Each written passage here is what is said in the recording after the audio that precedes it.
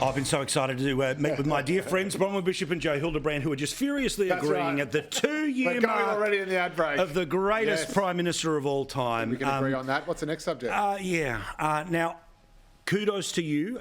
Much of the quoting in the editorial today about the Salvo stuff was from your story. Yes. About the launch of it. Yeah. In and Terrible around stats. with some Albo stuff that we'll get to in a moment or two's time. But Bronwyn, the 2-year mark, what do you think? Well, F for failure, because he promised 3 very important things. One, you'd all feel better after he got elected as Prime Minister. He would take responsibility for everything, and it would be a transparent government. Fail, fail, fail. Yeah, correct. People feel worse, 12 interest rate hikes. We've got criminals that they've let out onto the streets because they wanted to. High Court only said 1 had to come out. Correct. Every time you look at something, and the cost of fuel is through the roof, and that, in fact, Joe, drives the cost of living through the sky, from the apple you buy to give your kid to take to school, to the pair of shoes that you buy at another shop. It affects everything you do. Cost of everything is fuel. And the insane policies of Mr. Bowen and Albo the Trot have done nothing but force those prices up. And worse again, there've been no leadership on anti-Semitism. None at all.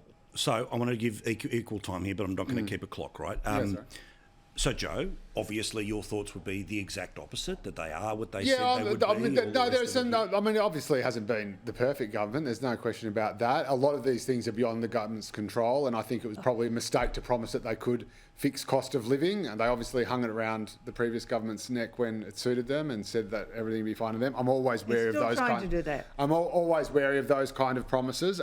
But again, this is an economic crisis that is gripping the entire world. It is because of the overhang from the pandemic measures that we put in place that, frankly, a lot of which should never have been put in place. And people like you and I... Jim Chalmers got what he wanted, but he would have owned an airline.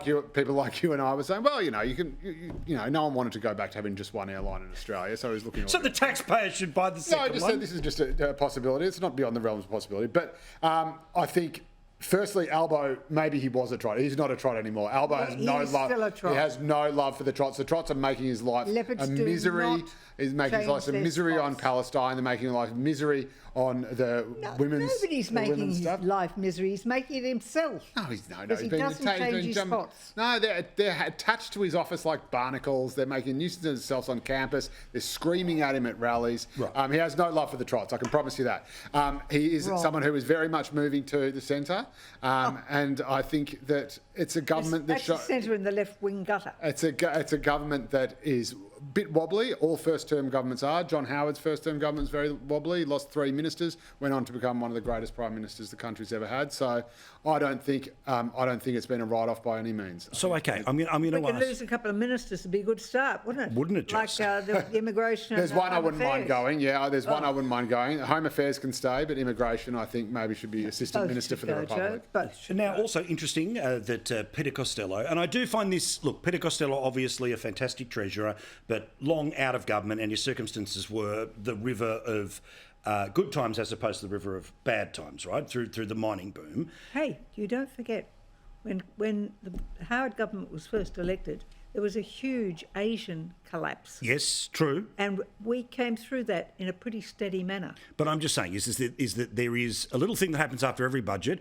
which is generally speaking a week and a bit later, Peter Costello tells us thumbs up or thumbs down. He says absolutely inflationary. Basically, every opinion poll says that those who think that their life is really going to be changed by it was 4/5 of bugger all. But now we learn that we're just going to basically, I think they made a whole bunch of decisions which were about giving them a slogan for an election, whenever it would be, about every household and every taxpayer. But if Costello is telling us that it's inflationary, the consequences of that are interest rates up, whereas the Prime Minister is holding on for dear life that interest rates go down, so they can turn around and say, look, you've gone from Ribena purple to slightly mauve. Vote for us. But that's why I say there'll be an early election, because Snake Charmer, the Treasurer, has said, oh, well, this is anti-inflationary, this budget, and therefore there's going to be a rate cut. And I know better than the Reserve Bank, who says there may be a rate rise. So is he going to want to play Russian roulette and get tested? Not on your Nelly. Already, I can see it. I know what happens in the party room. I know what happens when a leader starts to fail, as Albo is failing. They get restless. They see their seats. They look at them. Am I going to get re-elected? Is this going to be, am I going to have to pay the price? And they start to get really restless. And Chalmers is over there. He thinks he's the God-given solution to reinventing capitalism and having a whole different thing. It's going to get very tricky for them. There are so many reasons why it's going to go early. It doesn't matter what you told Albo to say. It doesn't matter at all. The fact of the matter is... So your theory is that Jim Chalmers is going to force Albo to go to an early election so he'll lose and Chalmers can take over the leadership? Is that the theory? I wouldn't go so far as to make the final conclusion, but... And Albo's such a spring chicken, he'd never see that coming. I mean, it's not like he's got a history in politics. It's not a bad conclusion. You think they're going to go to an election before the Queensland state election so that every voter in Queensland... Queensland state election matters a row of beans. You don't think? No. You don't think that they're just going to line up and belt the bejesus out of him after they struggled to do well as they should have in Queensland? Right now in the opinion polls, the only place Dutton's preferred Prime Minister is Queensland. It would be a suicide note. This is, I mean, everyone keeps saying this is the Albanese government. It's an absolute nadir, and that's why he's going to call an election. He's lower than he's ever been before, and that's why he's going to march to the polls. It's insane. They are going to go the distance. The tax cuts in the budget aren't going to last till next May. No, that's right. He's not relying on the tax cuts. He's relying on interest rates coming down. And when interest rates come down, or if interest rates come down, which everyone is predicting will happen in the first half. Broken the back, will he? And everything will be lovely. Then in the first half of next year, he can say, look, the worst is over. We got you through it. Things are looking better. You're saying he's going to go to August, are you? No, the first half of next year. Oh, the first half. August is in the second half of next year. He's going past May, then. Well, no, the first 5 months. All right. I don't think so, Joe. Now, the only thing you and I agree on is the Salvation Army. Well, the Salvation Army is magnificent, and they love Albo. They love him. He's a strong supporter. Don't put those words in their mouth. But anyway, he's the Prime Minister. I'm extremely grateful. I'll be up there collecting on the weekend, and I won't have the Salvation Army defamed in that manner. You should just knock on Albo's door and he'll pop in a pineapple for you. Well, maybe you could go to one of the rental properties that he owns and the bloke is about to boot. But, that's a nothing story. Now, the bloke who saved $50,000, well, honestly, oh my God, my landlord charged me half the market rate on a 3-bedroom townhouse I'm living in on my own. Oh, the humanity. No, it does make perfect sense that you brief against your tenant to the Australian media. But anyway, let's get so because he crossed the PM, I wish him well. And here it goes, boom, boom, boom. That's like that lady who's never been heard of again, after calling the Prime Minister out at the women's rally for the crying and all the rest. Never heard of again. Yeah, because they realised that they totally wish them well. Because they were making stuff up and the camera showed they were the video showed her crying too, right? Remember that tape is there as well. Anyone can cry. It's like, oh my God, Peter Dutton's going to kill me. We still don't know That's the easy part. what is the change in the Prime Minister's circumstance that he needs to sell a house. That's a bit personal, isn't it, brother? I think it's quite. I think it's been in the papers. No. Well, he's getting married. I don't know if you missed that. Now, that's to pay for the wedding. No, it's the change in circumstances. It's rubbish. Okay, let's talk about something that all of us in one version or another have spoken about with people, or people say, hey, can you find a way to start talking about this on the telly? The worry people have for their kids and their grandkids financially, right? About how they're going to get into a house, how they're going to get into a position to be able to earn a house. Basically, are you in the world that's lucky enough to be inheriting something eventually, or the people who never bought a house, and how you end up in that hole? This, yes, does drive, and certainly for the younger voters, it's going to drive them further to the hard left in terms of voting. But what does this country have to actually do to start to give those opportunities to break out of the circumstances that were your parents in order to be able to supersede their financial structures? Okay, let's look at the things that have changed. If you go back to the post-war period, the people who were responsible for providing sewerage, water, electricity, gas, curbing and guttering roads was the government. Yes.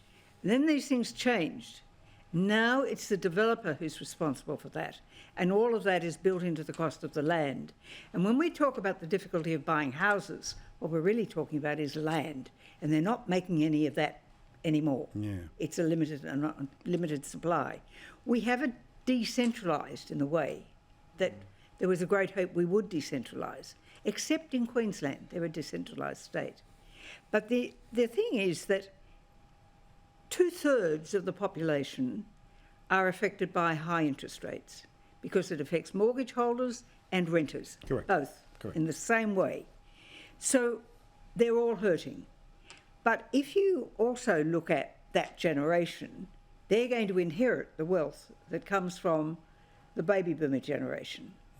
And in the meantime, that generation is still helping kids with deposits, with paying expenses, with school fees, with a whole range of things. The bank of mum and dad is very real. The kids who miss out are the ones where the parents get divorced and there's a new bride and they take the dough. That's interesting. They're the ones who miss out. That's interesting. So when you're looking at how do you enable people to get access to enough deposit to be able to get a loan from the bank, then Peter Dutton's policy of saying you can have access to your foregone wages, it's your money which has been taken, and you can have access to that to buy yourself a home, which is the best thing you can have in retirement, because you have a guarantee of a roof over your head. Yeah, I'm hard up against the chat we're about to have with Megan, but your thoughts on this, Joe, because it's something we're going to have to bring back. Yeah, I think ripping into your super is absolutely insane. I think that the biggest problem is simply it's simply capitalism. It's supply and demand. There is too much demand, not enough supply. And that's immigration. Because That's why half the reason why there's not enough supply is because there was no immigration during the COVID lockdowns. So everyone stopped building it. Yes, that is absolutely so. That is absolutely so. And so what you've got to do, you've got to free up the land. You've got to decentralise, and you've got to get more people living in the region of the bush. You've got to make that more attractive to people. You've also got to make sure that people are prepared to cop medium density around transport hubs, and that you don't have NIMBYs just jumping up and down saying, "Oh yes, I support more housing, but not in my street. What about the parking?" And you've got to have people who are willing to build it, and it's as simple as that. And if people don't think there's going to be a buck in it, then they're not going to build it. An even tougher conversation than tax concessions and all the rest of it, downsizing. Put it on the table for a chat in a few weeks' time. Appreciate it. Thank you, Bronwyn. Thank you, Joe. I think this will be fun.